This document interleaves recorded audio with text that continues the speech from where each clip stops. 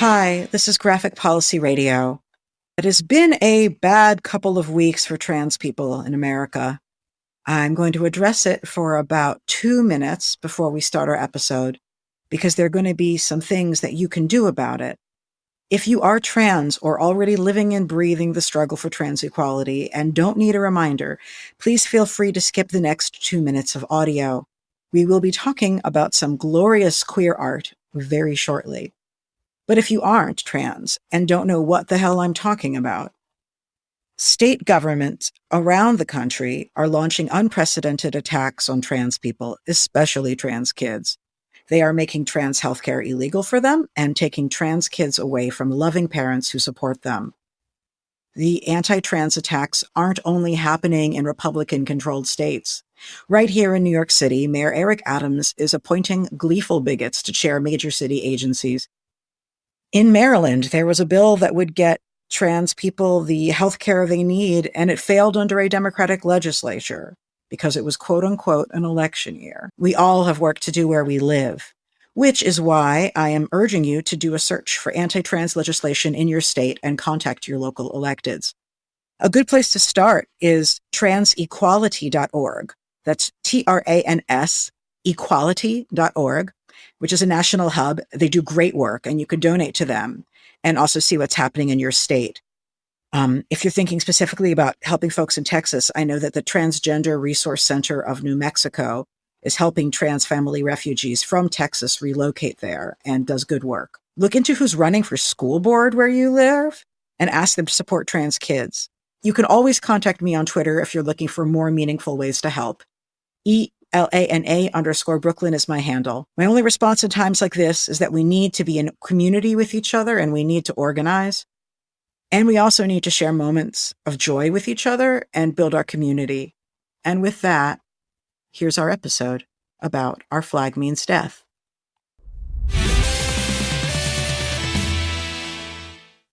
Hello, and welcome to Graphic Policy Radio, where comics and politics meet. This is a pop culture podcast sailing on the trade winds to the confluence of popular culture and movements for social change. So there I was. I was steering my ship, the comic book critic. Its sails flapping in the wind, hauling out a great cargo of conversations with comics artists and writers, when suddenly there was a cannon shot across my starboard bow. Its source was a great brigantine flying a black flag with an insignia that appeared to be a pirate dude toasting a skeleton with a wine cooler, maybe. It was a sign of the dread pirate Fougner attempting to board with a simple message. Hey, if you haven't taped an Our Flag Means Death podcast episode yet, this is me planting my flag and registering my interest in talking about queer pirates. And then I knew. It was time to shift my mission and drop what I was doing immediately and begin binge watching a television show that was not just about pirates, but about queer pirates. Yes, I had to watch it right away. So I want to thank T, because I'd had Our Flag Means Death on the short list, but it was definitely T's pitch that made this become a more rapid priority for viewing pleasure of mine. I crammed as much of the show in. I knew I wanted to cover it on the podcast as soon as possible. And I was able to, thankfully, impress a fellow sailor to be my first mate, Cayden Mak.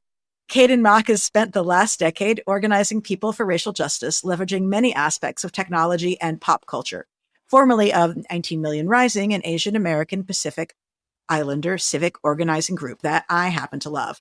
Welcome back to the show, Cayden. Thanks so much. I am thrilled to be your first mate. Hooray! T might have gotten me to watch the show, but as soon as I was clear that I would definitely be doing an episode on it, I messaged you saying, you're watching this, right? Because I knew you'd have to say. And for those of you who are not familiar with the dread pirate T. Fougner, T is the editorial director for comics at King Features Syndicate, co-chair of programming for FlameCon, the world's largest LGBTQ plus comics convention. She competed in her first sailboat race at 7, and by 12 was convinced that she was the reincarnation of a famous pirate. She co-modded a 200-person pirate RPG for 3 years and has a 13-hour Pirate Core playlist on Spotify that you could follow. Welcome back, Pirate T. Thank you, Alana. I am so happy that you listened to my DM on Twitter and decided to do this. Thank you for watching the show.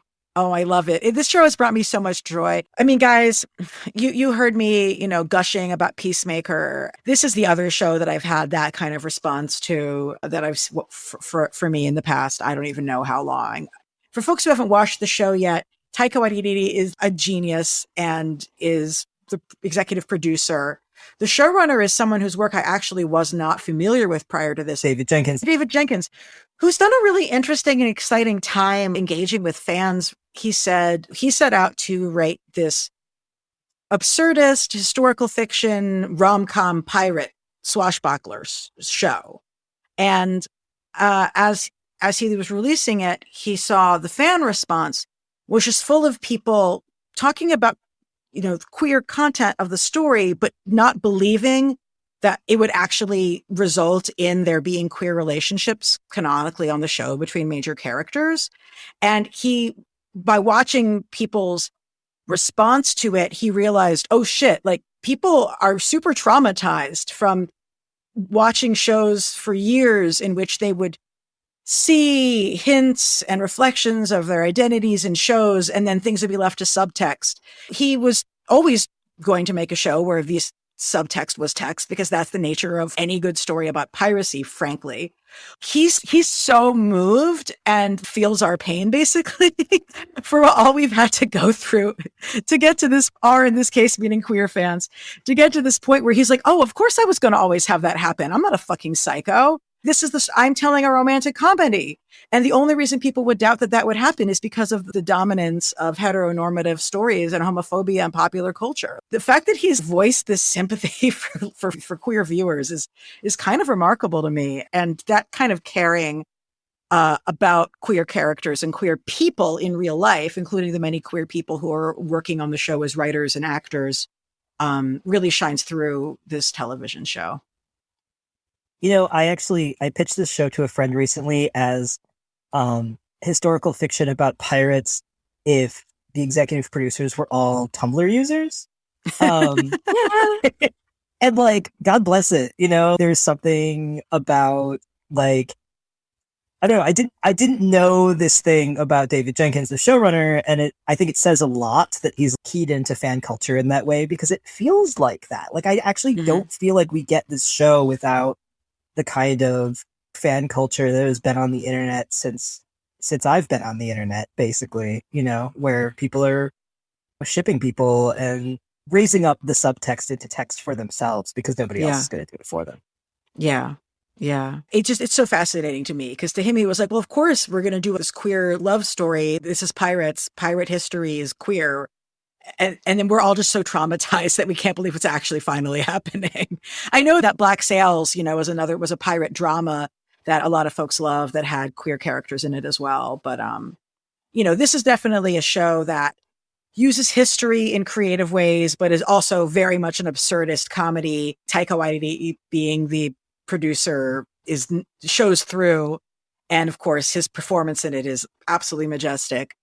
So for anyone who hasn't watched the show yet, or perhaps maybe you just saw the trailer, that I felt like the trailer was so for basic bitches, and this show is not that. I had a couple of friends just say to me, oh, I saw the trailer, and I'm like, ignore the trailer. The trailer doesn't do it justice. So, I mean, someone laughed because someone knows what one of you guys just laughed. Yeah. Now is the time to get on board for the show, to hoist your sails and board the ship. Because this is going to be a really rich conversation where we'll be talking about history and queer identity and this amazing diverse cast that we get. The ensemble on this show is just tremendous, and I hope they can get a big collective Emmy for best ensemble or something, because I have been blown out of the water by a combination of newcomers and also people and famous names and faces we've seen before, I mean, I feel like the thesis here is queer pirates. Yeah, I mean, what more needs to be said, frankly? I mean, I can tell you that my non-queer husband really enjoys the show as well. And actually, it was adorable that, because he doesn't live on Twitter, God bless him for his sanity and mine. When there are two characters who are building up a relationship between them. Well, there's a lot of characters there, but two in particular through the beginning of the show, and they kiss. And my husband was like, Oh, they did that. Like he's like a straight viewer who would like assume that they were just going to fucking check it out. I'm like, yes, I told you. Like, I don't have the tolerance to be here if they wouldn't. Do you know what I mean? Which is not to say that this is a show that shies away from like dealing with violence and trauma and terrible things that happen, and has an interesting way of approaching the fucked up real life of history as well. One thing I will say for those who haven't viewed it yet, I've consistently found that folks, myself included, didn't love the pilot. So I would say give yourself to episode 3 to make a decision. And the good news is the episodes are only 30 minutes. So I'm not actually asking you to spend too much time. But I find the pilot to be not as great as the rest of the show. And of course, with so many shows that are driven by character development, the story just gets richer the more engaged you are with the characters on the screen. So of course it gets better throughout the series. And with that, from here on out, there are to be spoilers, mateys, as we are going off the uncharted corners of the map. Okay, spoiler time. Anyway, so yeah, I should also say we had a ton of listener questions, and if you're one of the folks who sent one in, thank you. We will be talking about as many of those as we can. What did you guys think about the way this show sort of situated the main story inside like real world pirate history? I'll let you start with that, T. Yeah, so I actually, for me, watching the pilot was a revelation because nobody ever includes Stede Bonnet. And so when I knew that, like, I knew Blackbeard was in this. I don't know if I knew Stede Bonnet was in it when I started watching it. And I'm just sitting there like, oh my God, it's Stede Bonnet. And based on any contemporary records of what he was like as a person, he's spot on. So, I mean, like, the thing about Stede Bonnet is that he was this rich dude who decided he really wanted to be a pirate. The show takes liberties with how he did that, but he literally just went and bought a ship. That's not something pirates did. Pirates stole a ship and then used that ship to steal a bigger ship until they got a ship that they decided was big enough. And then they probably crashed that ship and had to start over again. But he literally just bought himself a pirate ship. And the bit in the first episode where he talks about how he pays his crew a salary, also true. Stede Bonnet was like the only pirate captain to pay his crew a salary. I love it. So, so for me, getting in there, what's really interesting to me about the show is that I started out feeling very gratified that the people making this show knew what they were doing. They understood who these people were, and that I would say all of the liberties that they take with the time period and things that happened during the time period are they're being taken for really good reasons, with one exception, because I think that they did not get Jack Rackham right at all. That's Calico Jack. Calico Jack. My husband has a theory on this, which is that he's supposed to be Charles Vane, and they realized mid-show that nobody knew who Charles Vane was, so they changed it to Calico Jack. But yeah, Jack Rackham is nothing like Jack Rackham was in real life. But other than that, all of the decisions are really, really smartly made, and super cool show. So much of this show is like a workplace comedy, and I just love the thesis of what if work wasn't abuse? Now, IRL, that's complicated by the whole, like, is this a found family show? Is this a workplace comedy? And, as any person like looking at exploitative labor conditions will tell you, situations that ask you to conflate your job with your family are probably going to lead to some bad exploitive situations for your life. But in terms of the shows, the way it situates it, Stede is their employer, and he's going to be like the boss that's not the tyrant. He's going to show you how to have a less abusive workplace. In the first episode, when they all vote to determine if they're going to mutiny or not, pirate life IRL there was a lot of voting. I'm like not saying that this was a democracy, but there's interesting pieces of that system that show up here. And I love the role that voting plays in the show, because like doing things by fighting, but also by consensus is an interesting way to talk about work and also talk about pirates. No. I thought the like slippage between workplace comedy is kind of where we start and family comedy is where we end up. And I thought that slippage was interesting because I think it actually says something about the fictional character of Steed in the show going from this sort of like upper middle class patriarchan sort of nuclear family approach to the world, and his development into somebody who is in touch with his deeper desires and his queer identity. There's also something there for me in terms of the appeal of pirates to begin with as trying to escape from the sort of settler colonial capitalist, proto-capitalist system of the imperial system of the time. That's, of course, somebody who comes from Steed's background is going to assume that he's going to run this ship like a workplace. Granted, it's a kind of like gentler workplace, but then learns that the pirating life is a little deeper and more complicated than that. That's a really great observation. And I think one of the things that's interesting about what you just said, Cayden, is that in real life, Stede Bonnet owned slaves. He was a wealthy landowner from Barbados. I would have figured because he was from Barbados. And, well, I mean, if he weren't a wealthy landowner, maybe not, but he was a wealthy landowner from Barbados. I think it's really important to talk about Stede Bonnet on the show as being a different person than the historical Stede Bonnet. It has a lot of the same sort of reconciliation issues that Hamilton does, where you're casting all of these characters as heroes who maybe historically certainly sometimes did heroic things, but also were really part of systemic injustice.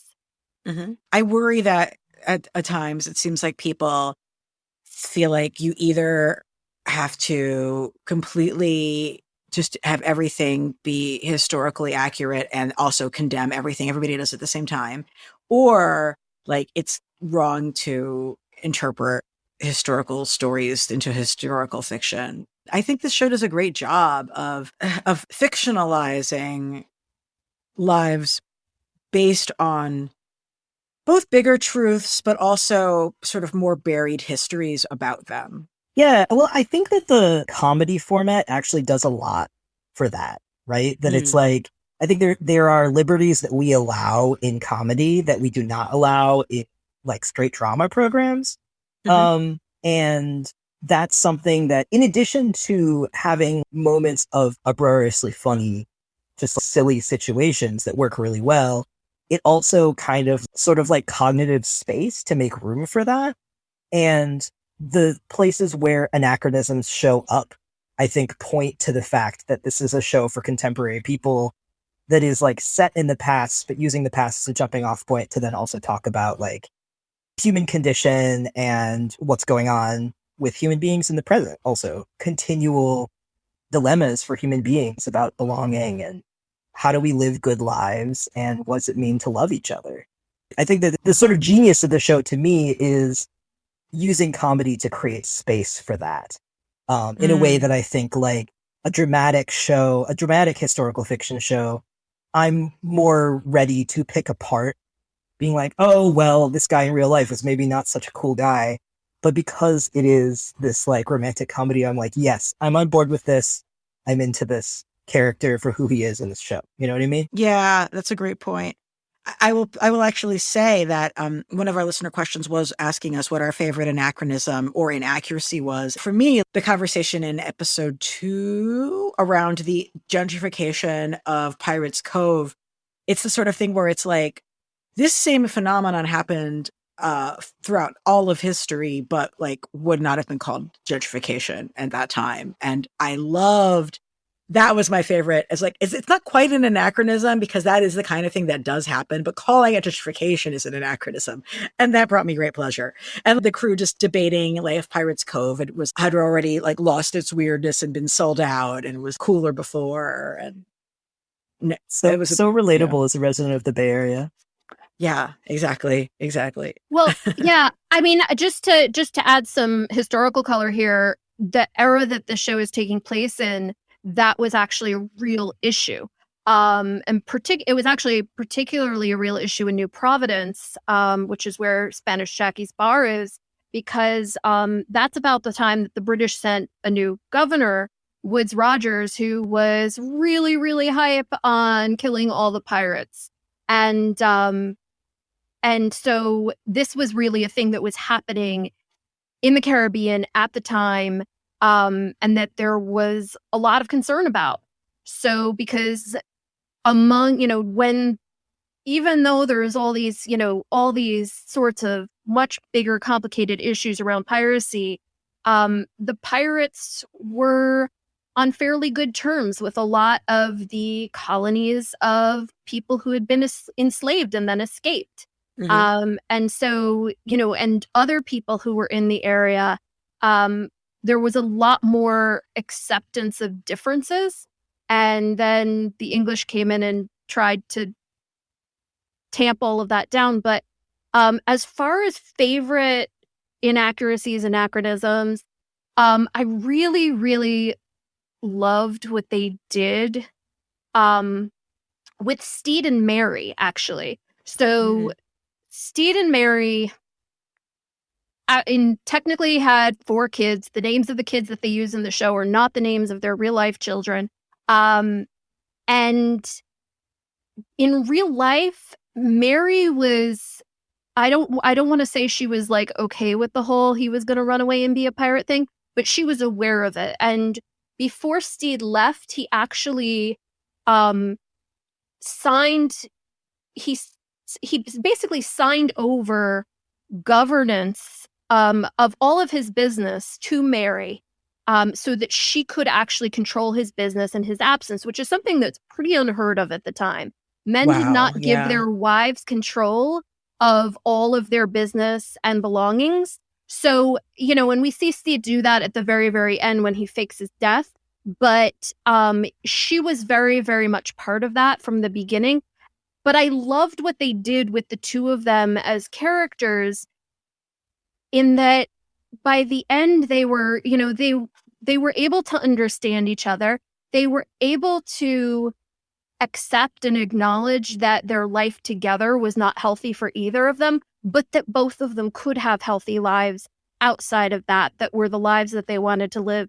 And I just felt like it was a really nice way to do that. And also, fake Steed getting hit with the piano was hilarious.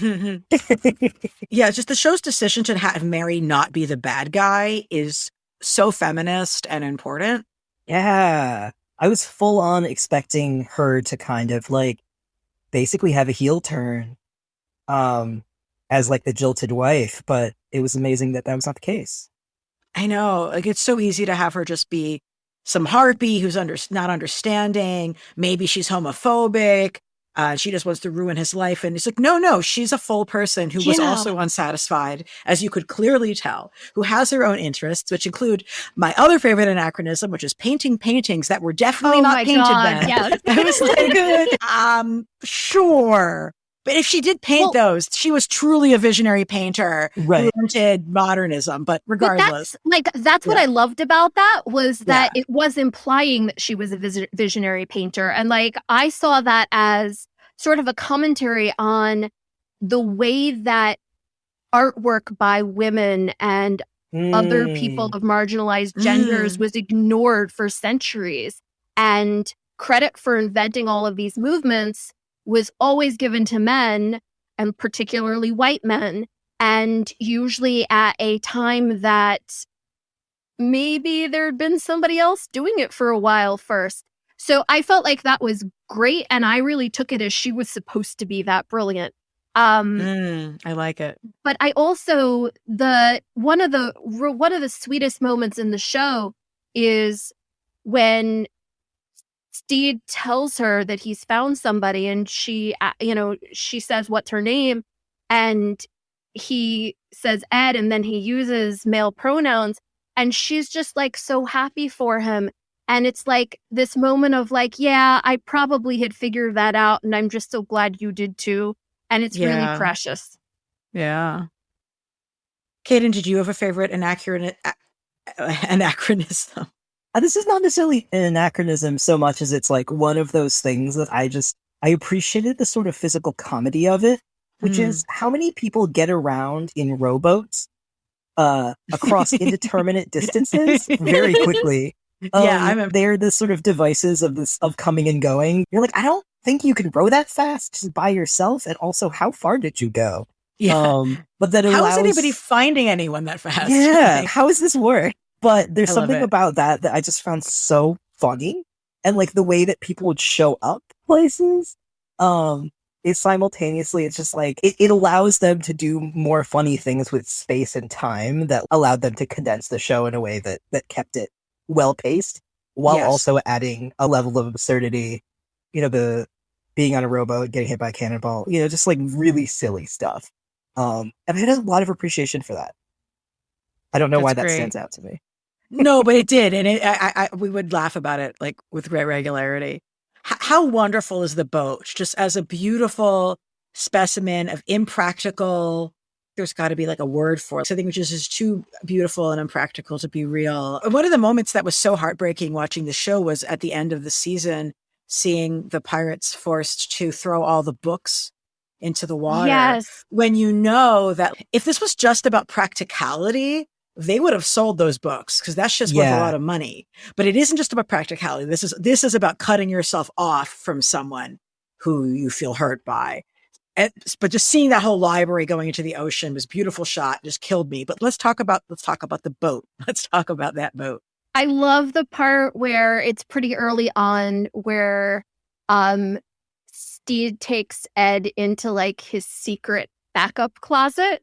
Mm-hmm. And first of all, there's all these layers of metaphor going on there. But the fact that like this guy, he had his own boat built. So he built secret passages into it. And he built all of these little weird, quirky things that you would never find on a real boat. And, when frankly, again, pirates didn't build their boats. Pirates stole boats. So you didn't usually have a boat that you could like have a cool secret closet in because you just got what you got. Yeah. And it's really cool. It's very neat. I totally understand why, I'm mixing up historical with fictional here, but I totally understand why Blackbeard conned Steed Bonnet out of his ship in real life. It's great. It's beautiful. Also, the unicorn. Oh, yes, the unicorn. The unicorn's very good. At the prow of the ship. The unicorn is very possibly a real thing. I don't know if the Revenge actually had a unicorn on it, but a lot of the pirates of the area were specifically Jacobites, which were people who supported the Scottish Catholic claim to the English throne. And so the unicorn is the Scotland symbol, right? So it makes a lot of sense for him to have a unicorn on the front of his ship, even from a historical perspective. Beyond just there's a unicorn and it's beautiful and unicorns are queer. What an amazing confluence of things. Yes. The thing that strikes me about the boat too is how relatively small the crew is. Yeah. There's like not a lot of people. When we get like full shots of the ship, I feel like that's not enough people to sail this boat. But I mean, I guess part of the point is also to be able to really develop out all the crew characters, which I think is also, Ilana, like you said, like the ensemble nature of the show is also really, I think, one of its strong suits. I really hope we get more featured episodes of different characters' origin stories over time. I love the entire cast. I love all the weirdos. I love all their weird and interesting voices and uniqueness. And obviously we should talk about Jim, who is the best of the bunch. I think we can all agree, obviously. This was not something we pre-discussed, so that might not be people's opinion, but I'm just going to decide that this is true. So the actor who plays Jim, Vico Ortiz, is amazing. I listened to a really great interview with them on the podcast. What's it called? Like Being LGBTQ or something was the name of the podcast, but follow them on social media if you don't. In the podcast, Vico said that pirate life is queer life. Vico actually does real life sword fighting and knife fighting and is a competitive athlete. Oh, that's sweet.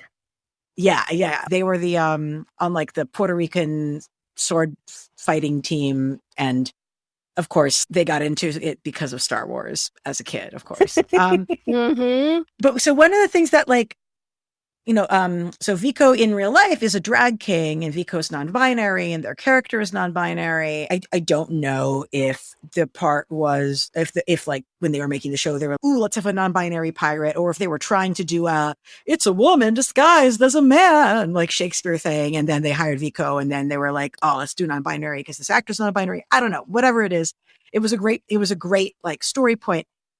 And one of the things I love so much is how all of the other members of the crew relate to Jim's gender presentation. In that first episode, when they're discussing mutinying, one of the names that's put out as, we could all agree this person's badass and maybe they should be our captain, because they're all talking about basically how Steed is inadequately masculine to be captain. They're like, well, everyone thinks Jim is like totally the dude, so Jim should be the captain. And the only reason they don't go with that is one, like Jim clearly doesn't want to be in charge of anything. And two, they're like, oh, well, Jim can't talk, so never mind.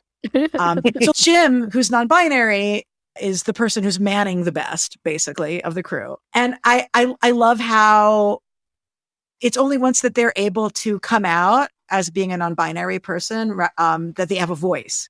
Being out literally gives them the ability to have a voice, whereas they'd been claiming to be mute so that their more feminine sounding voice wouldn't be identified. And also just like their shaggy hair is part of their disguise. Like in so many things, they're like, oh, well, long hair, that's how you know this person isn't non-binary. There must be a girl because they have long hair. And it's no, like part of Jim's costume, like that the long hair is part of like their full presentation. And I loved how after they, basically come out to people and there's a conversation around that, Jim just doesn't suddenly start completely changing how they're presenting themselves.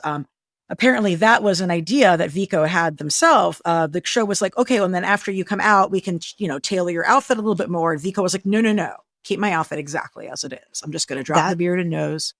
That was so important to me.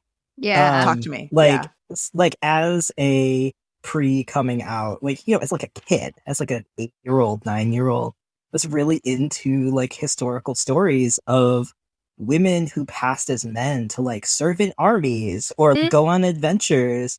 And I feel like whenever you see an on-screen representation of this, after they're outed, they show up in like a gown or whatever, like bullshit reveal. You can see their boobies now. Yeah. And like, it's so gratifying to be like, this person is the same person. They act the same. They look the same. They just don't have this goofy beard and giant nose. And I don't know. It just warms the cockles of my cold, bitter trans heart. Yeah. Yeah. And even the whole scene where like Lucian finds out that Jim is wearing a beard and a nose is not sexualized in a way that, and I mean, Lucius is the person who you'd want to have that be because Lucius like gets it. But the show itself, from the eye and the perspective of the show, isn't objectifying or being salacious about this at all. It's just a device. Sorry, go ahead. Yeah. So I was thinking about, first of all, one of my favorite parts of the show is when they meet Jim's Nana and Jim's Nana greets them with their old name, and Jim's just like, I go by Jim now. And Nana's like, okay, Jim. And Nana is immediately using the correct pronouns. Nana is calling Jim Jim, except for a couple times. And it's just like, it's really so gratifying. And I feel like so often when television or media of any kind tries to do these intergenerational stories, there's at least a moment of awkwardness. There's a little, there's always some, okay, you just changed everything about who you are and now I don't know you, even though we all know that that's not really true. It's where media likes to go. So in the show that's taking place in 1700s, right? Nana's just totally cool with Jim being Jim, and it's awesome. But I also wanted to mention, like, one of the things that I find interesting about including a character like Jim is that I'm sure both of you know about Anne Bonny and Anne Bonny's partner, who is sometimes called Mary Read and sometimes called Mark Read, because really the more that we learn about Read, the more it seems that they were not actually a woman in men's clothing, that they were some sort of transmasculine. And so having a character who is a non-binary character who is sort of taking up the same kind of space that Mary/Mark Read would have taken, it's nice to see, and it's nice to acknowledge that this was a real thing, and there were really people living at that time whose conceptualization of their own gender was not cis and was not binary, even though they wouldn't necessarily have had those words to describe it. Yeah. There's so much freaking arguments over, are we applying contemporary anachronistic to identities, and we should be assuming that actually all of these people who were dressing up to pass as men were just doing it because they wanted to be able to do XYZ. It's like, shut up, actually. No. Well, and I think the contrast between Anne Bonny, who was absolutely a woman who was wearing men's clothing, and Mary or Mark Read, who had worn men's clothing for a very, very long time, and not just as part of an attempt to get on a ship. It's important to notice that those are two completely different identities. And just because they have the same anatomy doesn't necessarily mean that their relationship to their gender and their relationship to the way they're presenting their gender is the same. Yeah, totally. I mean, it is interesting that going back to like childhood fascinations, this just continues to be like one of the ways in which like cis heteronormative propaganda is just baked into so much of the content that like all of us have been consuming for so long, and how it is clear how gender and ideology go together in such a like intense and inextricable way. I don't know. I'm mad at all of these previous representations that little me had to consume in the absence of like actually like nuanced and good things, you know? Yeah. Any other Jim feels, or I'm sure we'll come back to more if the other Jim feel that I love, but I had very strongly, is that Oluwande is like in love with them no matter what. Oh yeah. They're just like whatever. They're so cute. They're such a cute couple, and Oluwande is so like just I think one of the things I like about that couple too is that it's yay for queer transmasculine representation, that just because your gender presentation is masculine doesn't mean that you can't also be into men or other masculine presenting people. Which is another major failing of like a lot of pop culture representations of trans people. And also just the tenderness that Oluwande has towards Jim. It's just such a good, I don't know, it's such a cute relationship. I don't know what else to say about it. Yeah. I'm so glad we're going to have more with them, because I would lose my mind if we didn't. Yeah. I feel like all of the relationships on that show are really cute. Lucius and Black Pete are adorable. Yeah. Obviously Steed and Ed are just, there's that part where when there's that part when they get captured and Ed has just come back to the ship and they're lying there on the deck and Ed just like slides his foot over so it's tapping Steed's foot, and it's the cutest thing. Yeah, that's really emotional. The whole, like, you came back, I never left. Yeah. This show better get renewed because I can't live life Oh my without God. knowing. Well, I mean, I can tell you what really happened in historical yeah, time, but we've diversed enough from that. But it's true. Yeah. There's interesting splits that happen in that. Oh, I was going to say that there Mhm. is actually a fan organizing campaign happening to send postcards to HBO demanding the renewal. I'll link to that in the show notes. Oluwande is such a good dude, and like, you know, He's so sweet. him and Jim talking to Steed about, you know, we don't do this because it's fun. We have, this is like this is the option that we have in life to be Mhm. pirates. And killing someone also kills a part of yourself. In some ways, they're Steed's mentors. Yeah, totally. And the like level of care that Oluwande has for Steed also, and is just trying to keep him out of actual danger. He's Yeah. very concerned, and I really appreciate And he that should about be, him yes. too. Right? Yeah, he should be concerned. Like he's. I feel like Oh. in some ways, like I as an audience person, I feel like I most identify with Oluwande in that way. I'm just like, oh, Steed, what are you doing, buddy? What did you think of that whole scene with them and the indigenous folks on the island where they're like, you don't have to stay and die with these people? He's like, yeah, but I kind of do. It's complicated. Yeah, I mean, so that's another one of those moments on the show that is more historically accurate than you would expect from a show like this, because historically, indigenous people in the area, and also there were a lot of colonies of people who had been enslaved who'd escaped, and they were very understanding of sort of the tribulations of other people of color who may have fallen in with pirates because, for example, it's the only option they have. A lot of Black pirates were technically, if not actually, they were technically enslaved by the captain. They weren't always treated as if they were enslaved, but a lot of them didn't have a choice. And it's so when you think about those sorts of things in that context, it's pretty, like, I really appreciated the fact that, like, they actually went there and showed that happening, because that really was a thing that happened. I also, Steed's little "I'm not a colonizer," he was such a colonizer. Like, if there was any pirate of that era who was a colonizer, it was him. Like, yeah. Maybe I would put Ben Hornigold in that category, but like Steed Bonnet was absolutely colonizer.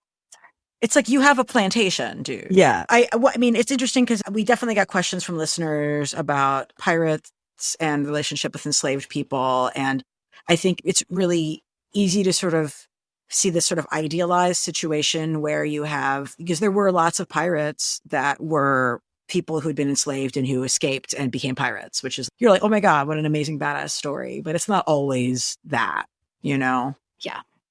There were also, but it is sometimes that. There were also pirates who were bought by their captains, which is Black Caesar, who is one of the most famous Black pirates of the era, actually sailed under Blackbeard and was effectively raised by Blackbeard after Blackbeard bought him.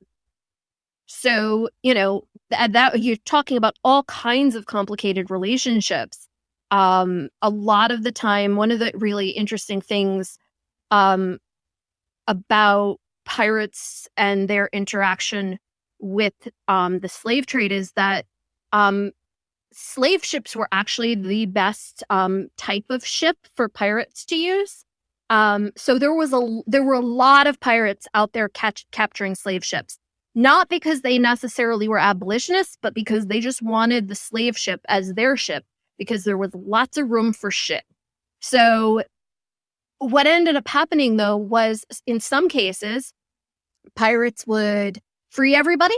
In some cases, they would ask if anybody wanted to join their crew. In some cases, they would literally just take those poor people to the slave market, and they would just continue to be enslaved. Blackbeard is actually on the record as having done that at least once. And, so it's this very, very complicated history, and it has a lot of moving pieces where there were points at which pirates were very much helping enslaved people, but not necessarily because they had the best motivations. And sometimes pirates were absolutely complicit in the slave trade.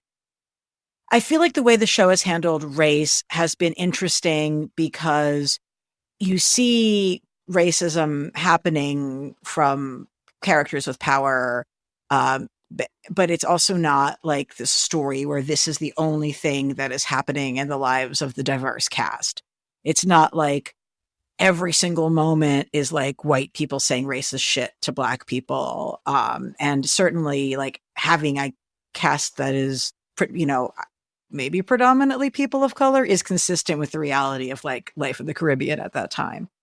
But sort of seeing how the show sort of like, addresses the people using racism against itself. Like when they invent the pyramid scheme. Oh God, I love that episode so much. It's amazing. I mean, it isn't actually a pyramid scheme. It's actually the Prince scheme, but it is about a pyramid. So it is the pyramid scheme.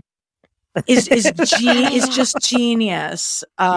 And it's somebody being racist against Frenchie that like starts the fight when the British naval officers are on the ship in the first episode. Mm-hmm. I'm not a person of color, but as a queer person, I've really liked the way the show handles homophobia. With a lot of shows that take place in the past, they sort of handle queerness in three different ways. Either they completely ignore that and act like queerness only existed now, which is of course bullshit. Or it takes place in an idealized world where there's no homophobia at all. And that kind of escapism can be wonderful. Sometimes that's exactly what I need. Especially like when I'm playing D&D or another RPG game, I always tell my DM, like, my character's queer and there's no queerphobia in this world because that's just not fun for me. Or the other way that they'll handle queerness in stories based in the past is homophobia will be so oppressive that every interaction that a queer person has is terrible and miserable because the only thing that they deal with in their life is homophobia, and everybody hates them and they're completely isolated. I really like how in this show, homophobia exists, but it is not so oppressive that we can't see beyond it. And in that way, for me as a viewer, it felt a lot more relatable because I too live in a world that is full of homophobia, but it's like we still exist. One of the things that really works with the show is having homophobia function the way it does, because it's like, yes, everybody in the world of the show knows queer people exist. And everybody in the show is constrained by heteropatriarchy. It's a problem that is oppressive, but it's not so hegemonic that people can't see ways around it. I think that the story strikes the balance between homophobia and queer people living their lives and loving each other and people finding themselves. It has a good balance in it that actually makes it more relatable. But if the story was in an idealized space, I think the story would be less rich than it is for having that be a piece of the story, but not be the whole story. Do you know what I mean? Absolutely. It's important for people to realize and understand that there are aspects of anti-queerness that are entirely modern, right? Homophobia was very much something that was developed in the Enlightenment. But even during this, which is, a story taking place during the time period, like it's not like queer people didn't exist or that all queer people were constantly about to get their heads bashed in at all times. Like queerness exists in history. The history of pirates is full of queer stories. Married, her jaw doesn't like hit the floor when he comes out to her. Heteropatriarchy is why Steed is married to a woman he never met before, right? But Mary, she's not like, oh my God, you're going to hell. It's very much like the world as it is now, where we live in a heteropatriarchy and homophobia is the dominant structure of society, but lots of people are still queer and lots of people are pro-queer. And it makes the story more relatable in a way that it wouldn't be if they were living in either an idealized space or everything is terrible. And it's really nice to have in this show a situation where it's sort of presented like queer people exist and heteropatriarchy is a problem. It is the dominant way society is organized, but it's not so hegemonic that people can't see their way past it or around it. Even when you have somebody like Izzy Hands, who I think it would be very easy to interpret his hostility towards Steed as anti-queer, it's really not. It's actually sexist.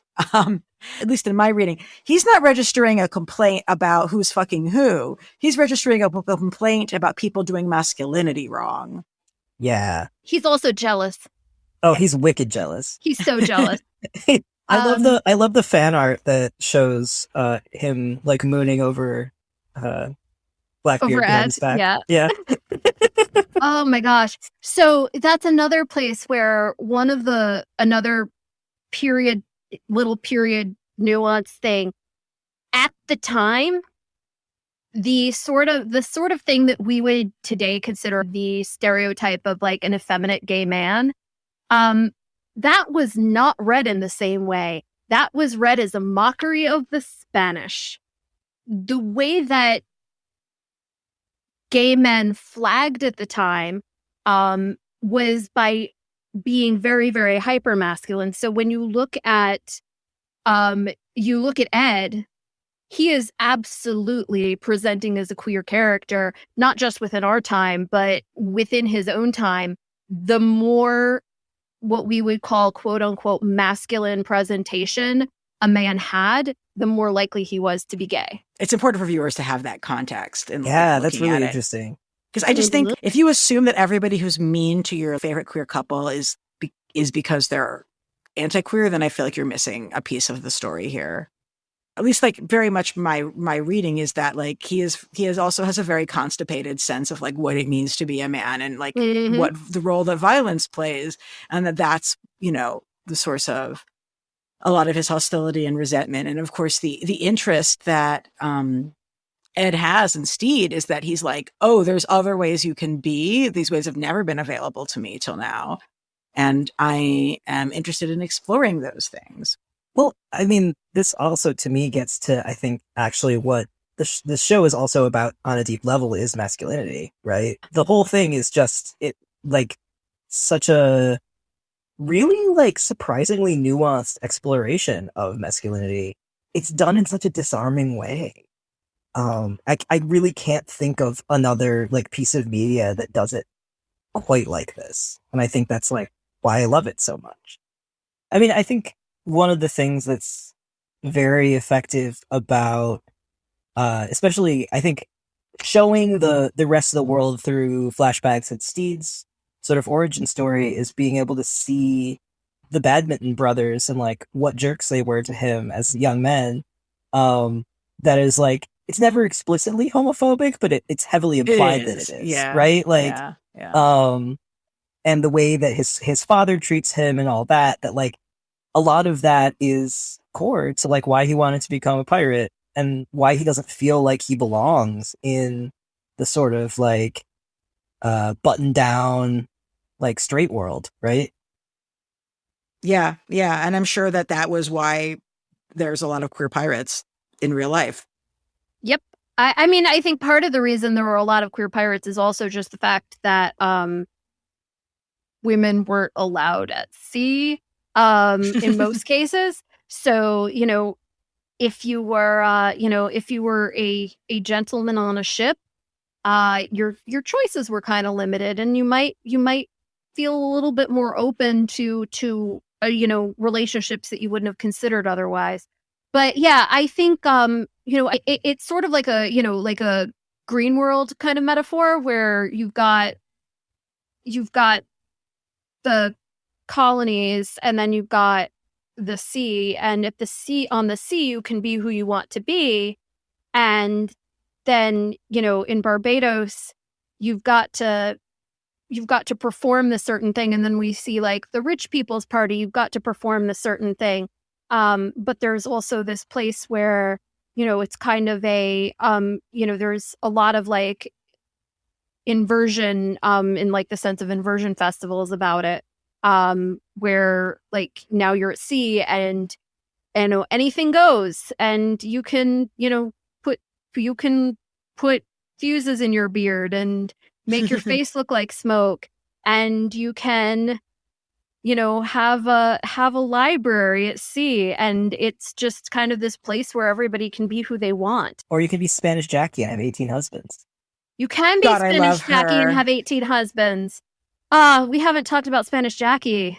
Love Spanish Jackie. Yeah. So the funny thing about the whole Spanish Jackie having 18 husbands is that Blackbeard was rumored to have 14 wives. But in Blackbeard's case, the reason he had so many wives was also rumored to be because he wasn't actually attracted to women.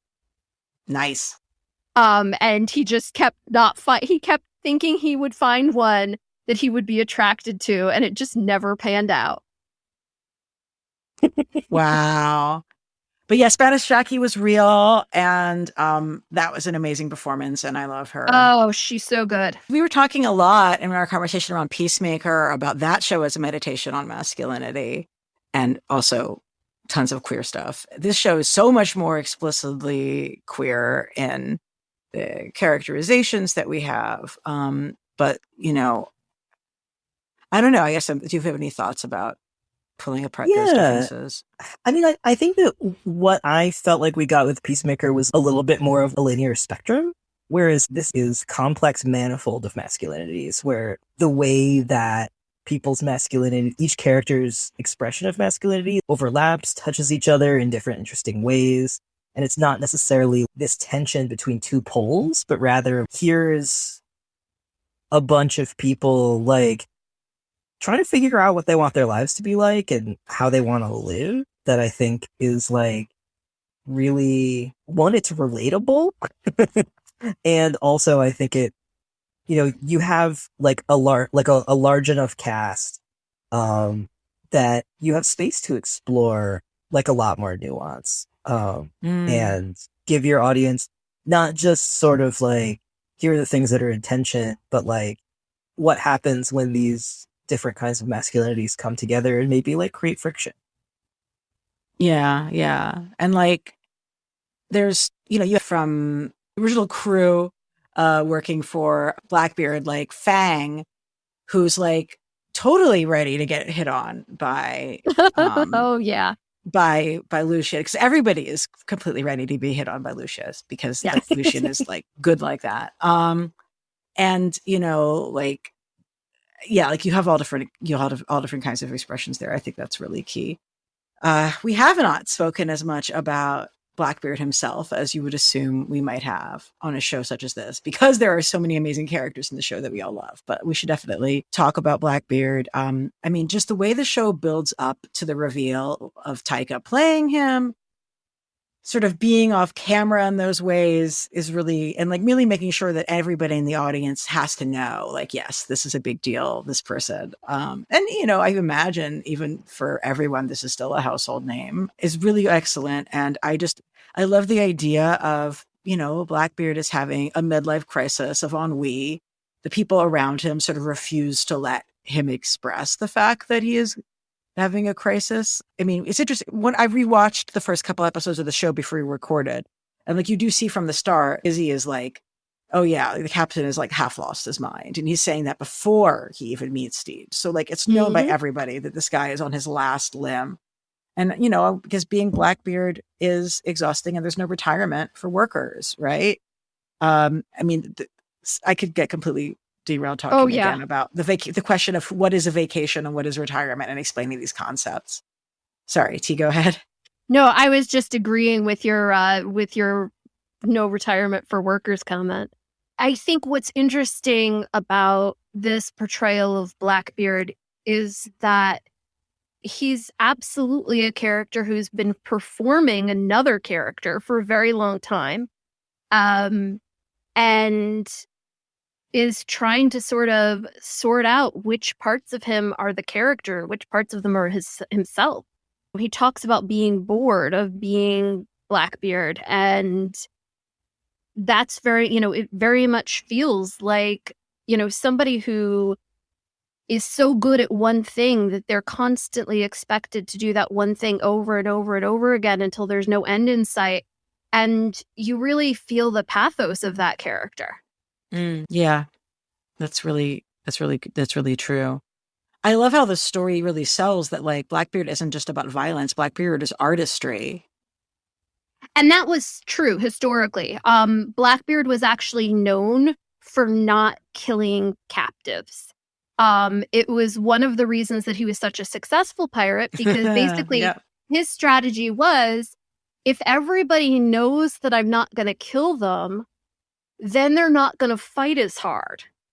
So that actually worked. And the theatrics, the artistry, his face is smoking. He really did put fuses in his beard to make it look like his face was a ball of smoke. Like, those are all real things that Blackbeard did. He was all about theatrics. But he also was, by all accounts, a much more chill person than the persona of Blackbeard that kind of became the fictionalized version of himself. I mean, just the casting of Taika Waititi as Blackbeard, I just think that by itself, I was like sold. That was like one of the things that I was like, I'm in for this, just because I think that, like, I don't know, he's basically everything he touches is I love. It's been the case for a while, and I also think that there's something about him also being a man of color, that I think is like, I haven't like thought too deeply about this, so I'm just kind of like gonna go there off the cuff. I think that there's something really important about one of the main characters in a show like this. We've already talked about, like, how the ensemble is really strong. It is meaningfully diverse. It would be weird to have two of the sort of the like main characters who are in this kind of like leading romance be both white men. I think that would be weird given this show. He has the range also in terms of being like having the ability to hold the drama and also nuance, and also that like he hits the comedy beats exactly right. Yeah. His performance is so good. He's able to do all the physical comedy and the fighting and the love scenes and just play everything so well. You would not have the show without him. It just wouldn't work.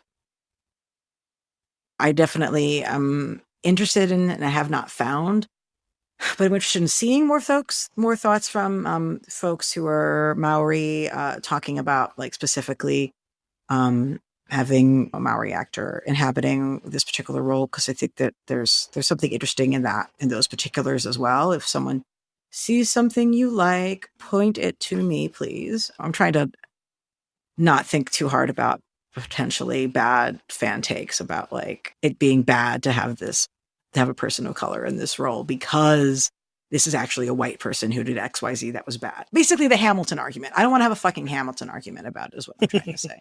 Yeah, I don't not think helpful. you need to have a Hamilton argument. I think there's like the part of it that's important to recognize. Again, important to recognize that Blackbeard, the fictional character in the show, is not actually historical Blackbeard, but is taking pieces of historical Blackbeard. But I think it's also important to know that we don't really know where Blackbeard was actually from. He kind of showed up as an adult in 1716, and while it's speculated that he's from England, at the same time, a lot of this stuff was made up after the fact and could totally have been English people trying to claim him. So, it's a character where it's not completely out of left field that he may not be English. Love to hear it. Thank you. We should talk about fashion and flags and the way the show really understands the importance of aesthetics and how we express ourselves. I love that they open by having a flag contest, and which they're supposed to select one flag as the winner, except all the flags are chosen because all of the flags are valid. Yeah. All the flags are valid. The running gag with the cat flag, though. The cat flag is so freaking cute. I love cat flag. Oh, I would fly cat flag. I know. I feel like that should be, if this is a pirate ship, that is probably our flag's cat flag. Oh, yeah. Frenchie is an artist. Like, he plays instruments. Yeah. He can't write, but he's drawing anyway, as like he's making comics of the story that they're living. Mm-hmm. Like, he's an improv actor, you know, like he's doing the pirate scheme. Like Frenchie really is the artist. That performance from him is so fucking good. It just is. Joel Fry, like the fact that people expect that people like, you know, Joel Fry from Game of Thrones is like, no, Joel Fry from everything except for Game of Thrones. That didn't count. This is the real deal. He's so fucking good. Anyway, let's talk about like how important the conversation is around Steed's wardrobe. Like Steed is doing pirate drag. Like that's his. Yeah. Mm-hmm. Does Steed want to pirate because he wants the outfits and the ships? Is that it? I mean, I feel like that's kind of what's implied by him, like, you know, in the flashbacks with Mary coming up with the model ship, being like, he's so taken by the aesthetics of the object, right? Yeah. That, like, it is about, like, I mean, it's sort of like the ship is a fetish object almost, right? Like, he's, like in an art history way. Yeah. Yeah, part of it, too, with Steed is that he is, he's not somebody who can really do a life of conformity.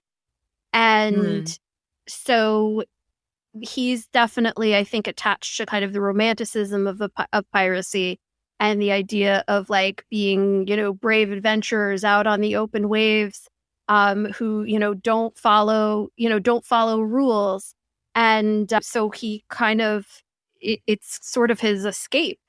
I mean, it literally is his escape. I shouldn't be saying sort of. From that life, I think, you know, the clothes, and I one of the things I love is beyond just the scene where Steed and Ed trade clothes, the fact that after Steed leaves, Ed is walking around in Steed's dressing gown, that like big pink floaty one, and it's so great because you start with Blackbeard being this character who is so focused on presentation and looking a certain way and looking a way that invokes fear and means a specific thing to people. And it's, you know, all about semiotics.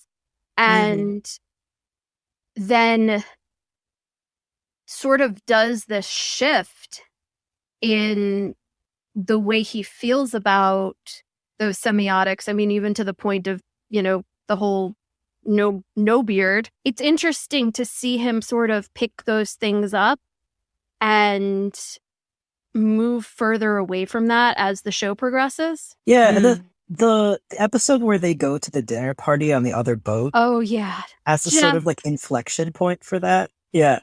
Jeff the accountant. Jeff the accountant. But also like how like putting ribbons in his beard and like, you know, really sort of like going for it. Mm-hmm. So historical Blackbeard wore colorful ribbons in his beard all the frickin' time. So like that is absolutely like a thing that somebody knew and took out of historical documentation and threw into this show because it's delightful. It's so good. I think one of my favorite things about episode 2 is that his like discovery of like different ways of managing conflict and like using passive aggression. Massive aggression. Yeah. Massive aggression. Yeah, but just like different ways of winning is also really interesting. That it's like it's not just about like the aesthetics, but it's also like there are other ways of engaging in conflict and combat really that like are available, which I think goes back to this thing about in the beginning of Blackbeard being so tired, is he's like, oh, there are other approaches, right? Like I can still be in charge, but in different ways, right? Yeah. I think the other thing with the dinner party is that, like, it's absolutely so romantic that Steve completely shames the hell out of all of those horrible people because they made fun of Ed because he didn't remember which fork to use. And he just, like, lights it completely on goes for fire. it. Oh, yeah. It's amazing. It's amazing. And it's incredibly romantic and incredibly silly. And, you know, and it's just, oh, it's so great. That whole dinner scene is just, that whole scene just has so much to say about race and class. Like, Yes. Oh, yeah. I mean, it's not a coincidence. She's like, are you a phrenologist? Like, specifically that being a racist pseudoscience. A eugenics thing. Yeah. I feel like I remember when we were watching that episode that I just had a moment of, I could feel just like holding my breath for a second to be like, how are they going to handle this? Oh, yeah. Just because it is so fraught, and it's, you know how there are people who, I mean, foolish people who are like, well, if you can't joke about X, Y, or Z, like, if the woke police are going to come for me, then you can't joke about X, Y, or Z thing. And it's like, no, you can still joke about it, but like, make a smart joke about it. And, or like, make fun of the thing, like, use comedy to make fun of the thing and show us why it's messed up. And I think that, like, you know, going in that direction obviously was necessary. And I was like so relieved to see that. And I think that, like, that is the episode that, to me, really, like, says the most about the fact that we're dealing with the British Empire, right? Like, the fact that some of the serving people on the ship are also ostensibly of Indian descent as well. Like Asian Indian. Yeah. Right? Who, like, help with the pyramid scheme. That there's just layers there of talking about how race was like used to construct settler colonial capitalism, that I think is subtle. It doesn't hit you over the head, but if you know, you know. Yeah, that's a great way to describe it. And I think it's also present enough that people are going to see this isn't just a joke. This is about something. Nick Kroll and Kristen Schaal are so wonderful in that scene, just wonderfully evil and terrible. So perfect. You know, and it's also, I think, the comment about class, it's the fact that they're all so taken with Jeff the accountant until Jeff the accountant doesn't know how to eat a specific food. And then all of a sudden they just, like, all they want to do is shame the heck out of him. And it's so, it's so sad, you know, but it's also very, very, very real. If you've ever been in a situation with people where you're surrounded by people who are much wealthier than you are. It's like, oh, this is an exciting, exotic outsider. And as soon as the exotic outsider that's entertaining is wrong in just one little way, then it's like, oh, no, time to show you that we're superior. Because we know which fork to use. Yeah. It is also a very relatable feel. What do folks think about the whole relationship with Ed being the Kraken, and now he's the Kraken, and he's got his beard makeup and under eye bags of suffering on, being the monster? I just feel really bad for him. Yeah. Like, he's going through some stuff, and he was so in love, and then Steed left him, and he doesn't know what happened. Like, I feel like the fact that he doesn't know that Steed accidentally was present and may have contributed to the death of yet another badminton. He doesn't know what happened. He just thinks that, like, he was in love and he, like, laid bare his heart to this guy and he disappeared. And really, Steed is just trying to figure some stuff out because now he feels like he killed two people. And it's, you know, it's just really heartbreaking. And it's that whole thing where when you're cast in a certain way when you're a child, you know, people have a certain expectation of you that isn't necessarily a positive one. And then you grow up And most of the time you're okay. And most of the time you feel like you've grown past that. But then every once in a while, something will happen and it'll be like, oh no, I really am the Kraken. And it feels like that's what's happened to him, is that he's like, oh, I really am unlovable and terrible. And I'm just going to like lean way into it instead of talking things out.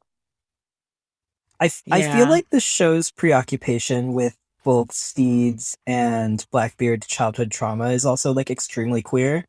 Oh, yeah. And like, one, obviously, childhood trauma is such like it's like one of those things that like as I get older, I'm like, oh shit, like there's something here. This is a real thing.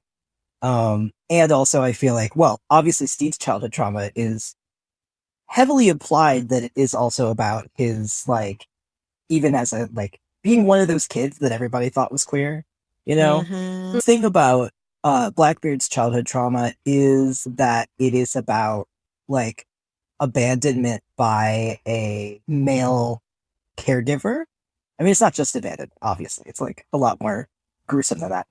But ultimately at its core, it's an abandonment, which I feel like is also kind of a trope in like queer coming of age storytelling. It's more than just the abandonment, because there's also the whole, him, that like presumably that's the first time he killed anybody. And it's sort of like the catalyzing incident in his life that led him to where he is now. How do you experience something like that? And how do you deal with a situation where you have to kill somebody who is supposed to care for you because they're abusive?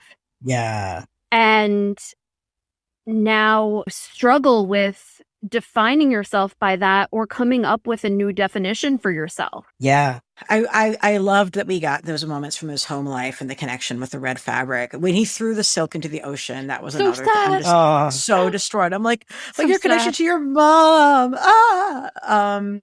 killed me. Oh God, which brings me to, this will be a moment of, yes, Ilana, do go off. But it's not a coincidence that Lucius is the one that gets thrown overboard by Ed. Lucius is the one who has seen Ed be his most vulnerable. He has seen Ed be like weak from sadness and abandonment. Lucian had given Ed love advice, right? Like when it was still in the will they, won't they phase of the Steed and Ed flirtation. Like Lucian is like, I'm pulling you aside to say you're going to die alone if you don't let this toxic masculinity go. He's the person from that whole crew that like knows the ways that Ed is quote unquote weak. And therefore to cut himself off from that, he gets literally and figuratively tossed overboard, even though because he's the one who's done so much to help him. I'm so that, part of me is like, he's absolutely dead and gone now. At least he got to have some amazing scenes before he died. But now I'm like, no, people just keep ending up in little boats and washing ashore. I'm not sure that he's dead. It's okay. Yeah, I refuse to believe that Lucius is dead. Lucius is the fucking best. But I just really, I think it's not a coincidence that he's also the only one who can read and write. Yeah. He's the only one who can document anything. One of the things, I'm pretty convinced that Lucius is alive. I would be very sad if he wasn't. I'd be very sad for Black Pete if he wasn't. I know. But I'm also like, I was actually expecting over the course of the show, and I'm definitely expecting if there's another season, I'm totally expecting the piece of red silk to be a brick joke. What's a brick joke? Oh, a brick joke is when you tell somebody it's actually a Crazy Cat reference, but it's become its own thing of its own, where you tell a joke where somebody throws a brick, and then you just keep doing something else, and then you tell another joke where somebody gets hit by a brick like an hour later, and it's the brick from the first joke. And so like I was totally expecting like the piece of red cloth to like blow in the wind into Steed's face or something. And it didn't, but that doesn't mean that it couldn't still happen. That's true. I love Lucia's connection to Jim, him saying like, not all beards are actual beards when Jim, when he's the one who finds Jim. I love that, like, like, it's, he's 100% like, I'm not into women. Like, that's a joke he makes about like how he hid from his mom. He's like, she thought I was heterosexual. And when Jim kisses him, he's like, oh, maybe I like Jim, which is like, yes, that's right. Because Jim is not a woman. Jim is non-binary. So that you can go with God. But I love his relationship with Blackbeard, of course. But I also just feel like this is the character who, he can read and write. So there's something in the backstory, like, I really want to know I have all kinds of thoughts about what Lucius's backstory might be. And it's definitely going to be an interesting one. I have lots of thoughts about what Lucius's backstory might be, as being someone who, is literate, is queer, is, has decided that he's going to be hot, which is like the other thing. I was like, yes, I'm like, oh my God, that's my thing too. He's like, is so good. You think you're cute? He's like, no, I think I'm so actually, I've just decided to carry myself like I'm hot. It's just like the best fucking thing. Yes. And also like works people. Like, you should know that. I just wanted to add that he's also very good at drawing penises. Oh yeah, definitely. That's true. The other thing that I will point out about Lucius and the fact that he has to go overboard is he is the only character who consistently acts like he's in a rom-com. Like, I feel like he is kind of the, he as a sort of counterpoint to Izzy Hands, who acts like he's in a like gritty period drama. Yes, like they're two opposite poles, and so getting like, this is the other reason why I don't think Lucius is dead. Because he needs to exist as a sort of like, he's like an energetic, like anchor for like the rom-com of it all. He's got to kill Izzy Hands and bring back the rom-com. Exactly. I need to talk about Con O'Neill, who's the actor who plays Izzy Hands, now for a moment. Okay. As I mentioned earlier, this show is full of really interesting voices. I love that. I should say beyond, like, I love that everybody is just doing their natural accent, including the New Zealanders, who I'm pretty sure like that accent literally did not exist at that time in history. And I'm 100% fine with them just having it anyway. But anyway, Con O'Neill, I loved his strange voice that sounds like he just had a vocal cord explode, and that he's like probably has some active emphysema happening. I went and I looked him up, and the first thing in his bio is like, he's mostly known for his work in musical theater.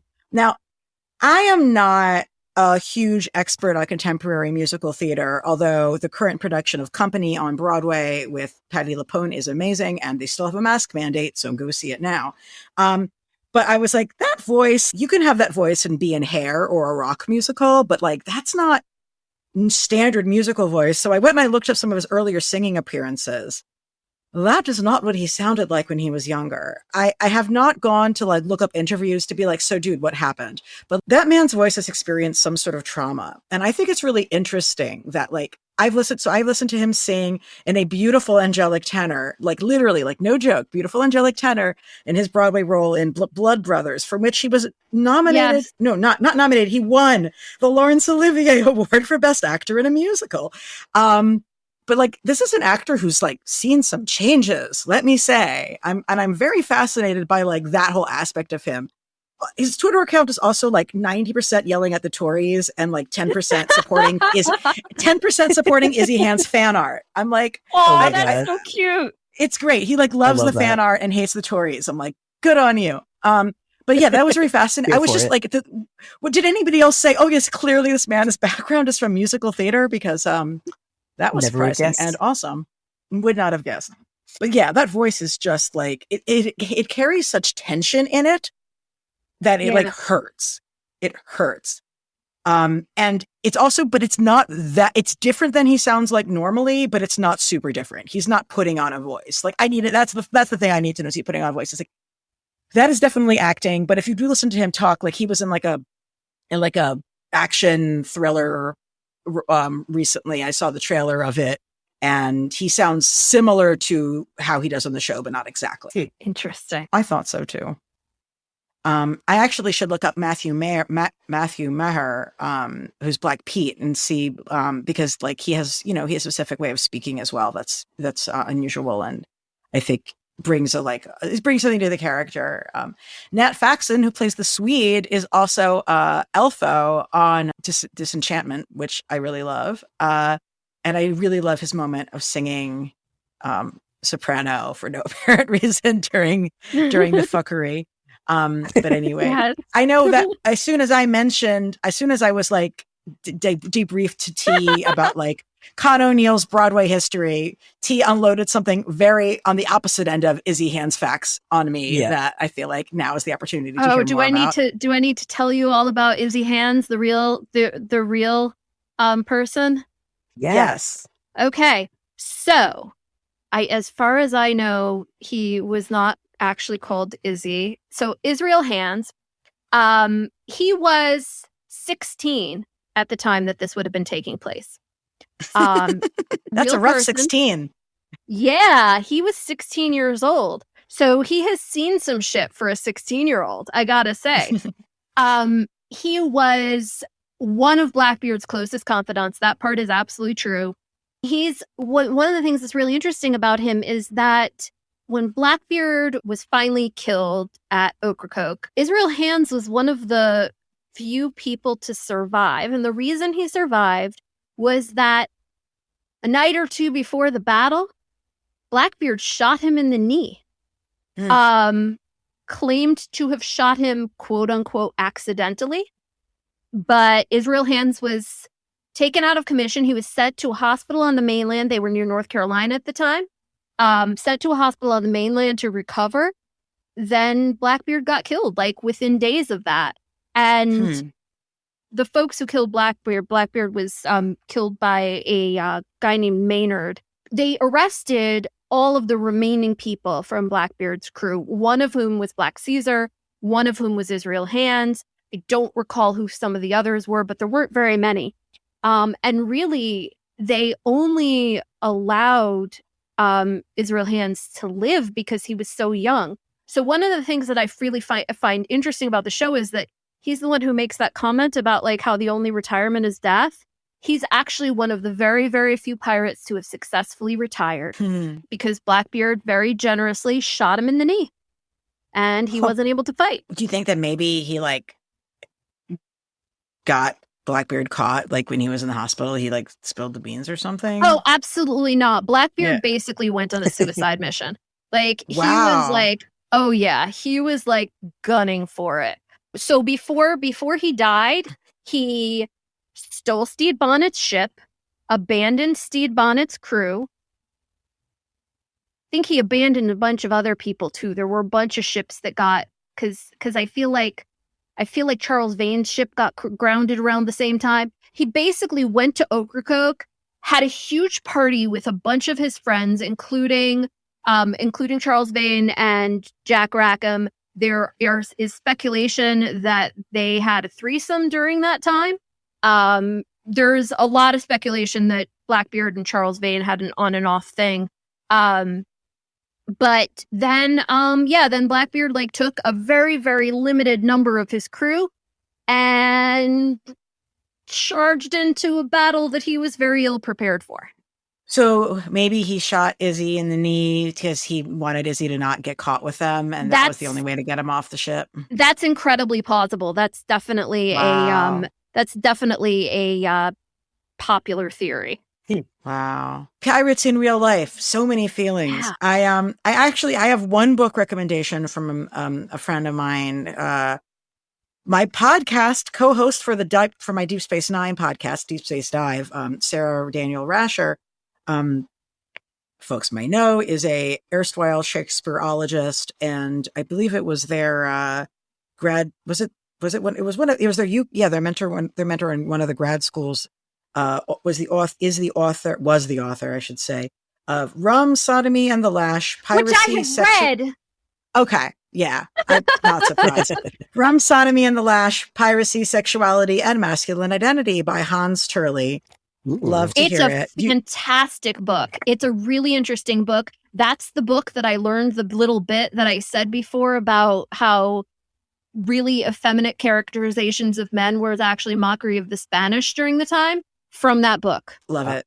Yeah, Do it's you have a any- really do- interesting perspective, really interesting perspective on masculinity, changing definitions of masculinity in the Caribbean during that era. Highly recommend. Are you I going was to gonna ask say, me like, for yeah, other I was. recommendations? Yeah. I was. So, I feel like a lot of the books that I have are outdated. I can recommend pirate comics. Yes, we had a question from a Yeah. listener. Ooh. Tom Spielman wants to know, what pirate comics do you recommend? Okay, so I'm gonna start with one that kind of plays off the Flying Gang, which is the group of pirates that Blackbeard and a bunch of these other folks were part of. More Flying Gang characters. There's a great graphic novel called Tell No Tales by Sam Maggs and Kendra Wells that focuses on Anne Bonny and Reed.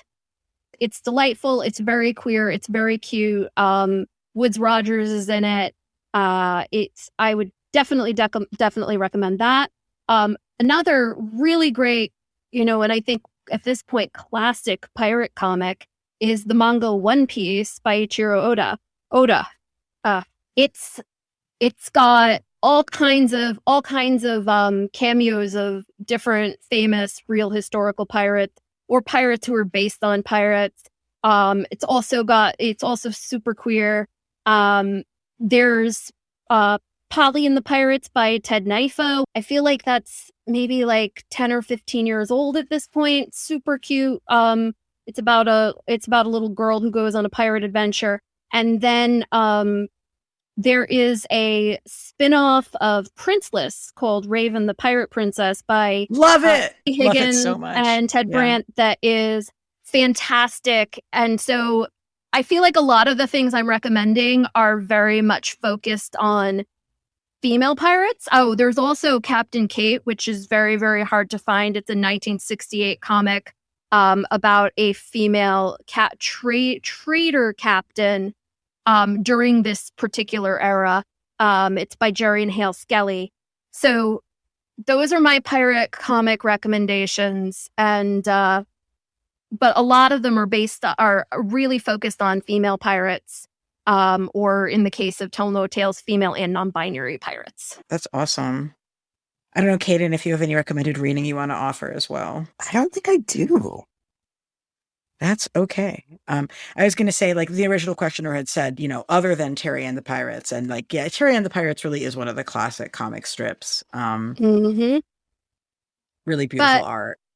I will also highly, highly recommend Black Sails. Black Sails is interesting because it's about as historical as Our Flag Means Death, except it takes itself very seriously, which is interesting because it makes a lot of really interesting historical departures from what really happened, some of which are actually super hilarious if you know what actually happened. But it's also a show that effectively has the thesis that basically a show about how forced heteronormativity will kill you. And it's very much a consistent theme through the course of the show. Super queer show, lots of pirates, very good. Awesome. It reminds me of one of our listener questions, which was like, was Israel Hands actually short and angry? If not, why not? I mean, I think based on the fact that he was a teenager, I think the answer is he probably was short and angry because he was a teenager.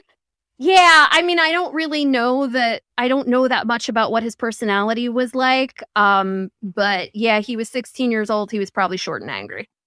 I was certainly short and angry at 16. And I wasn't a pirate. Aww. I think we mentioned before the show, we were all like pirate kids, although I certainly cannot quite match the level of ship's knowledge that T has maintained. You Long Islanders. Although I will say, this being a Taika production, the music and the music choices were amazing. Yes. I think Our Prayer by the Beach Boys is one of the most stunning pieces of music ever created. I say that also about other things by the Beach Boys quite often.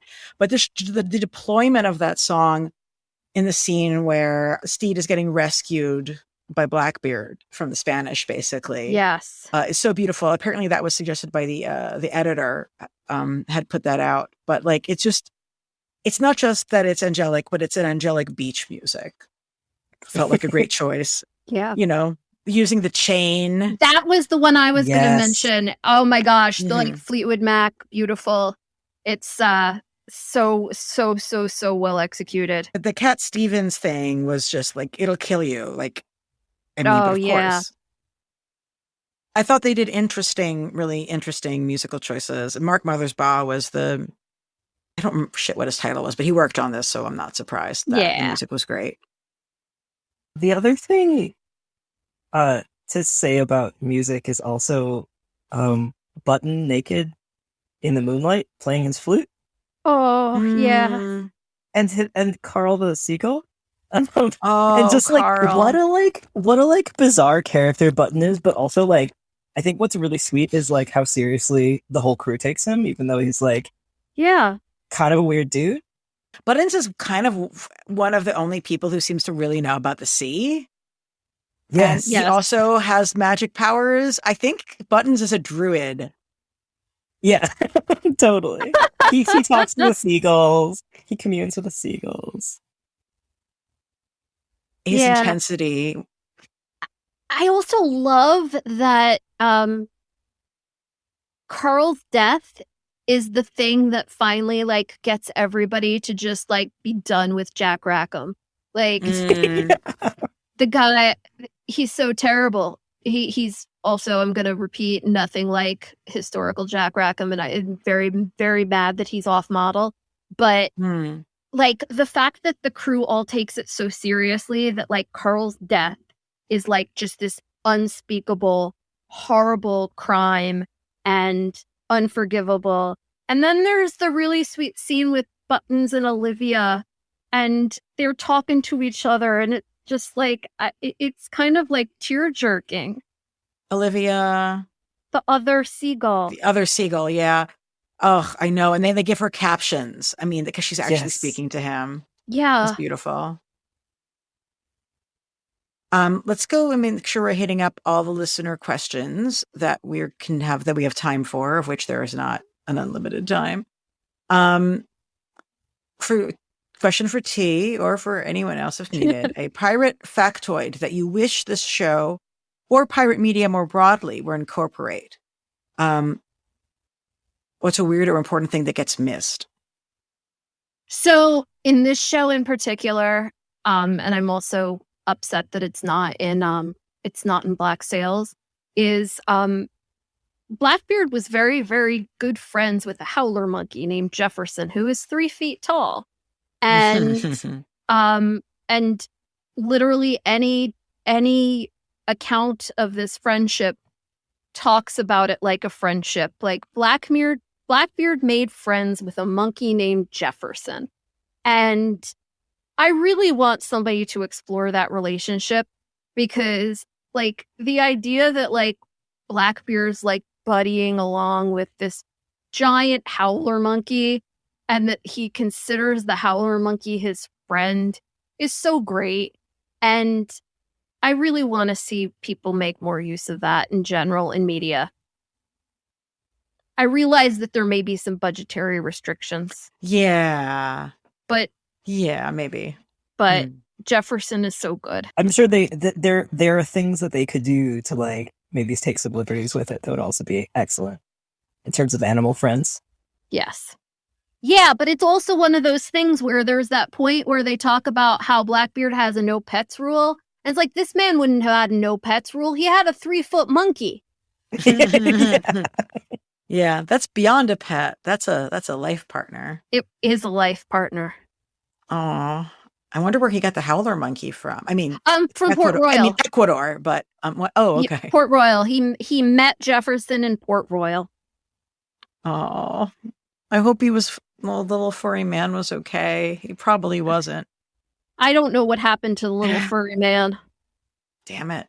But I do want to mention that I think that it would have really been interesting, to have Caesar on Blackbeard's crew. Yeah, exactly. I think I think we'll get him. I wouldn't be yeah, surprised. I would have really liked to see that because it's an interesting relationship. He's a really interesting guy in his own right. I think that given the context of the show and the sorts of stories that they're trying to tell, it would make a lot of sense for him to show up. Yeah, definitely. For me, I as much as I love the music in the show and I enjoy the songs that Frenchie makes up, I would love there to be more sea shanties. Pirate core. But also real, sea shanties of the period. I feel like it would be a fun thing to include, and they have the vocal talent to do a good job with it. So I hope we get some of that. Singing is really important in a society without recorded music, especially. If you guys can imagine, what life is like if you can't just listen to music. Everybody, now how people these days will be like, oh, I don't sing. That was not, unless you had a religious prohibition from singing because you were from one of the religions that was against that. You sang because that's how there was music. And communal singing was a very, that was part of life. So I'd like to see some of that. Definitely a big ship thing. Yeah. Yeah. Cayden, do you have any factoids or wishes for pirate media? I do feel like one of the things I want is I continue to want more gender non-conforming pirates that woohoo, have a variety of kind of ways of gender nonconformity. One of the things that I do think about with regards to Jim is there's this joke about all gender neutral clothing being a burlap sack. And literally there. Yeah. And so I would really like to see some gender non-conforming pirates who are themselves fabulous and be able to be masculine and flamboyant as well. Yeah, that would be really great. I mean, interacting with Jim might also help other characters understand or interpret their own gender identities in different ways. There is actually one of the stand-ins who worked on the show said that their conversations with Vico on the set blew their mind and helped them realize that they were also non-binary. Oh, that's so great. I'm so happy to hear it. I know. I mean, I'm telling you, Vico Ortiz is a hero. Amazing. Yeah. So that's the other thing, folks. Please make sure that you're following Vico on social media.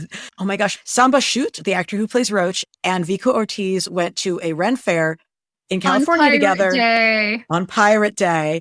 And Samba was doing kind of a cute traditional pirate outfit. And Vico was literally dressed as Izzy Hands, except they had their hair dyed turquoise.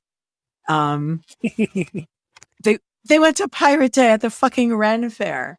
I love that. I feel so seen. Oh, I so really good. do. I go to Pirate Day at the Ren Fair. Yeah, yeah. Oh my God, I haven't been in so long because of COVID. I know. Very sad. Okay. And now they have so much, there's so much fan art of Izzy Hands dyeing his hair blue. It's great. That's amazing. Yeah. There really is. I should say for folks, if you haven't looked at fan art for this is amazing. One of my favorite pieces, actually, this connects to something the showrunner said, is the drawing of all of the characters as Muppets, except for Israel Hands, who is, who's an actual person. That sounds right. And that was based on a comment somebody said, which was that I think this is a story where every character is a Muppet except Izzy, because he's the one human in the cast of Muppets. And the showrunner was like, yes, that sounds accurate. And then there was a reply, I wish I could credit who said it, that said, when the show begins, Blackbeard is also an actor, but when Blackbeard trades costumes with Steed, he comes out as a Muppet as well. Oh, right. So he begins with an actor. Yes. They switch costumes, and then he's also a Muppet. I'm like, yes, precious. I want to thank you guys for joining me. Thank you for having us. This was super fun. It was really nice to meet you, T. This was so fun. It was nice to meet you, Cayden. Yeah. Someday we'll all be at FlameCon together. Oh, yes. Someday soon, hopefully. Except now there's no mask mandate on transit, so we might all be dead. We'll see. So tell our listeners, where can they find you and your work online, T? So you can find me pretty much on any social media at tberryblue. That's tea like the drink, berry like the fruit, blue like the color. You can also see what I do for work at comicskingdom.com. And see lots of amazing comic strips, like Yeah. all of them, pretty much. Oh, thank you. And Cayden, where can our listeners best find your work online? Probably the best place to find me these days is just on Twitter. My handle is my first name, Cayden. I love it. You were the first one out the gate. It's a heavy burden to bear, but it's mine. You are the Cayden of Twitter. Well, I am on Twitter a little bit too much at ELANA_Brooklyn. That's Ilana_Brooklyn. Graphic Policy Radio will continue to be here with your comics news and reviews and interviews with creators and writers, as well as the Deep Space Dive podcast, wherein we talk about Deep Space Nine. We've got another episode coming up really soon. I'm excited to share with you. And as we'd like to say, keep it geeky.